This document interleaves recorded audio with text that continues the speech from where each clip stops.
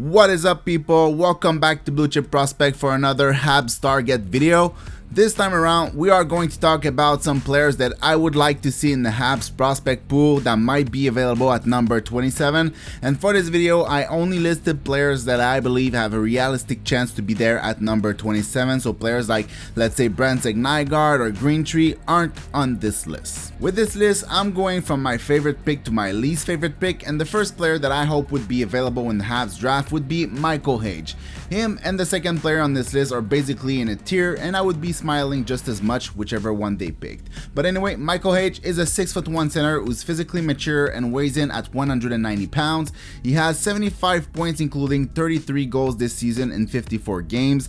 Hage has the second best season in points per game in the USHL outside of US and TDP players. His production is similar to players like Kyle Connor or Jaden Schwartz in the USHL in their respective draft year. In terms of game, he's almost got it all. He's a natural center. He can score, he can pass. He's a very good skater who might be a little bit more north-south than east-west type of guy. He has good hands, good vision. He consistently beat defenders on the outside to drive the net or cut to the middle on entry. He's a dual threat with tons of skills and skating. He can play heavy. He's strong on the puck. He plays with pace, and you ask me why he would be available at 27? Consistency in how he competes would be my answer to that. He isn't always working without the puck, some lazy back checks and some lazy forechecks here and there. Even on offense, it's not always the same Hage that we get night after night. Some night he tries to beat everyone with his skills, and some nights he plays like a pro. So in the end, he has top 6 potential, but he'll need to be more consistent to make it. And the second player in that tier is Igor Chernyshov.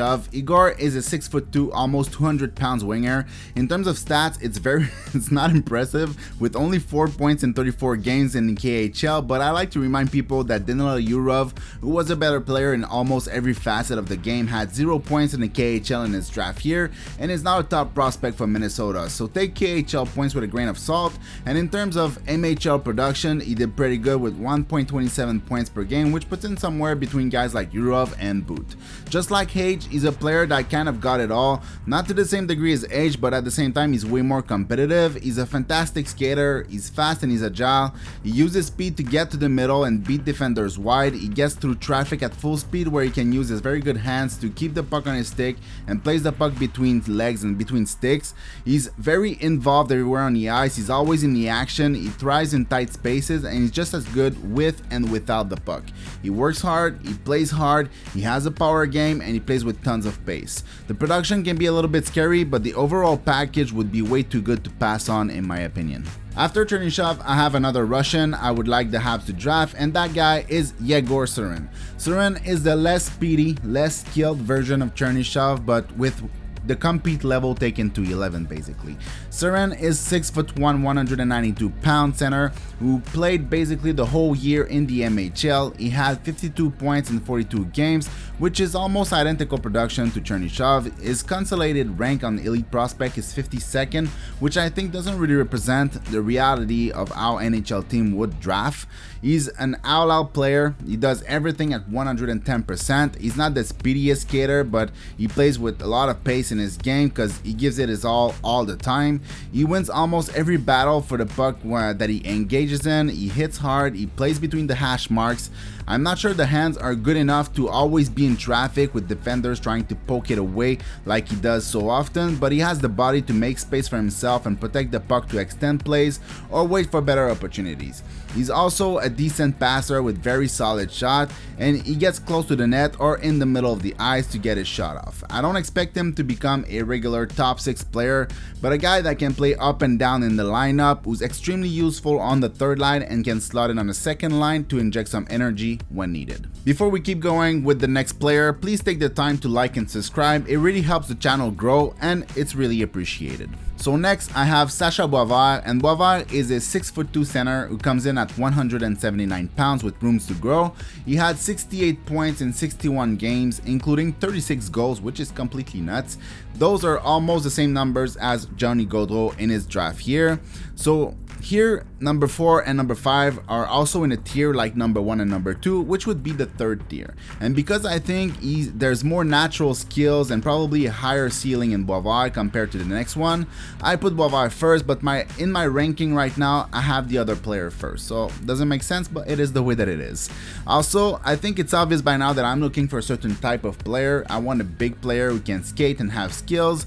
I could go with smaller player that have more natural skills, but if I was the Habs, I'd be willing to leave some skill on the table to fill my middle six with big, heavy, and competitive player that can play, and Sacha Boisvert, just like the other ones before him, represent that type I'm looking for. I'm not his biggest cheerleader, but he has skills, he has size, and he has a tremendous shot. Boisvert can skate with NHL players and more took his heavy shot from the inside and used his body to make space for himself and win battles. I think he has a higher ceiling than Surin, and he's definitely ranked higher by most, but I'm respecting my eyes here and I say it the way I see it, and because I did not see him take over a game or really impress me in any games that I've watched, I'm keeping him a little bit lower, but still it would be a win to get a big center who can shoot the puck like he does to play in our middle six in the future. And the second player on that third tier is Julius Miettinen, and Miettinen is a 6'3" center with skills that weighs in at 207 pounds. His stats, they're good, but they don't jump at you, with 67 points in 66 games, including 31 goals, but his game overall is quite impressive in my opinion. I'm not sure I understand how some can rank him outside of the second round, but I'm not judging, I'm just questioning why. Miettinen is a big, heavy guy with skills that plays like a big, heavy guy with skills. He's borderline mean sometimes, he hits every chance that he gets, he goes to the net every chance that he gets, he finishes every single one of his checks, and he stamps players on the board when he goes to retrieve puck. Opinion on his skating are somewhat varied. I think he's above average for a guy of his size, but I've seen some who thought it was poor, so I don't know, but to me it looks good. He's not a play driver and mostly plays off the puck with quick plays on the puck, but he has decent handling skills, decent passing skills and IQ, and a good hard shot with a quick release. Out of 67 points, 31 were goals for a reason, his shot and where he plays from, which is very close to the net. He doesn't really have a complex game, and we could say that he's most likely limited to a third line role in the NHL, but I'm down for a 6'3" heavy center who wins face-off, creates chaos in the offensive zone with placement and off the puck play, and plays with aggression on the Habs third line. And at number 6, I have Emil Hemming. Hemming had a rough year in Liga overall, to say the least. He played in the U20 where he looked rough again, but he played like 10 minutes a game. And in the U18s, he looked good and was the best goal scorer for that Finland team, so there's that. Hemming is a 6'2", 194 pounds winger with a lot of skills and a fantastic release and shot, but with some serious consistency issue. He's big, he's skilled, and he can skate adequately, but there's always something that seems to be missing. He looks like he can identify openings, but instead of making plays to the inside, he relies too much on his hands and his shot to score goals. I have no doubt that he has the talent, the stature, and the shot to be a real player in the NHL, but he does have to be more competitive with and without the puck. And not just without the puck defensively, but also without the puck offensively. I want to see him get to the inside and get open so he can play off of his teammate and use his best ability in dangerous ways. If he can get that, he can be a significant piece for the Habs because the skill level is really high, but if he doesn't, he might not even play, so definitely represent a riskier pick than others on this list in my opinion, but maybe I'd swing for it if all the others were gone. And at number 7, it's a tier within a tier. There are players that don't have the strength and the size and don't play heavy or anything like that, but the gap in skill level is a little bit too significant to pass on them just to pick a player that is bigger and plays a certain style. And when I say a tier within a tier, I mean that I'd be happy with any of them, Basha, Parascak, and Ritchie, but I would also be happy with the guy at number 8.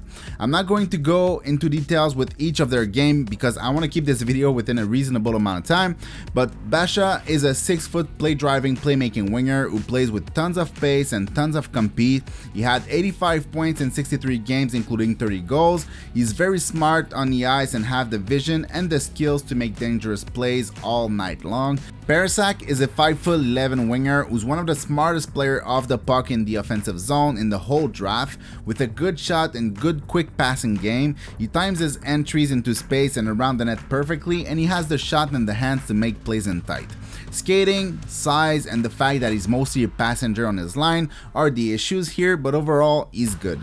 Ryder Ritchie is a 6-foot high question mark with crazy skills and IQ.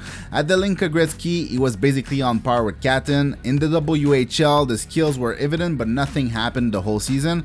And then he goes to the U18, and he was very good with very little time on ice, and was at his best when it counted the most. I always liked him. I had him as a potential top 10 guy in my preseason video. Obviously, we're not there anymore, but the skills and brain are first half of the draft in my opinion. In the same tier as the three players at number 7, I have Beaudoin, who is a completely different player. Beaudoin is a 6'2", 201-pound power forward center who's probably the hardest player to play against in the draft. He's not a great skater or a great puck handler. His passing is fine and so is his shot. I think he has good hockey sense in general and there's place for some offense in his game, but if we're being realistic here, he's a bottom 6 player all day long. He doesn't project to have the necessary skills and offensive IQ to be a top 6 player, but he projects to be a perfect and physically dominant bottom 6 player. A guy built for the playoff who wins his battle, creates space around the board and around the net. A matchup player, a PK player, a guy who's dependable and that you know exactly what you're getting every single shift. He's not gonna wow you with plays and offense, but he could be a very important piece to any team who wants to contend for the Stanley Cup. And at number 9, I have Letourneau. Letourneau is a 6'7", 209 pounds mega project. He had 127 points and 61 goals in 56 games with St. Andrews College. All this doesn't mean much. If he didn't dominate to that extent in high school, nobody would be talking about him anyway. The thing that is impressive is that on a skill level, I don't think there's a single attribute that projects as below average outside of maybe the hockey sense that didn't look too impressive to me. But in the end, that's a lot of skills in a giant format of a player. He can skate really well for his size and not just in straightaway speed, but decent agility and weight transfer. He can shoot the puck, he can pass the puck, he can forecheck and overwhelm the opposition, he can drop his shoulder and cut to the net, and he can crush players. It's going to take some time for him to round out his game and be ready for the NHL time, but the overall package is extremely attractive. Now, the question is he more like a Nick Justad or a Riley Tufte? Time will tell, but I'm cautiously optimistic. And last but not least, it's a group of defender, and that group includes all of Harrison Brunicke, Charlie Elick, A.G. Emery, and Adam Kleber in whichever order you would like. They are all giant, smooth skating, right shot defensemen, but all imperfect players. Brunicke had a decent season, being almost half a point player in the WHL. He's 6'3", he skates really well, and he has a decent on-puck game compared to most others. But he's prone to mistake and turnovers and isn't the best shutdown D right now, but he has the tools and the range to become one and have enough puck skills to add a transition element to his game at the pro level.